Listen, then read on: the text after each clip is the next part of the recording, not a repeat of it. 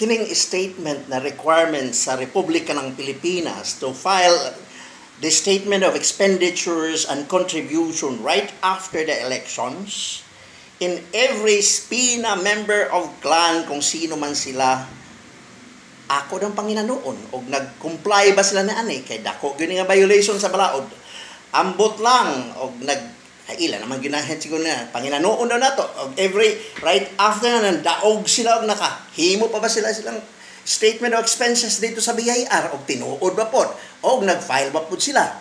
Kay kini mga membro sa kulto ni SPINA, porbida ka pa sa sawayon, ako mag-iinaway hinoon, karon kay inyo kong giprovoke. Pamilgonin ako siyang mga dokumento. This is a public document and everybody na Baliños, Biliranon should know about how much expenses they incur during the election. Dili man kini dapat ikasuko kung they are following the law. Why not? Diba? Hindi man po siguro nila ako mabasol kaya ako tagad napal magyud ako tuminungnong magyud wa man ko mo botho diha sa nabal ng pakaruning nun nga taga nabal ko taga Biliran ako. Jesus Maria Santissima, Panginoon daw taga diin mo gikan.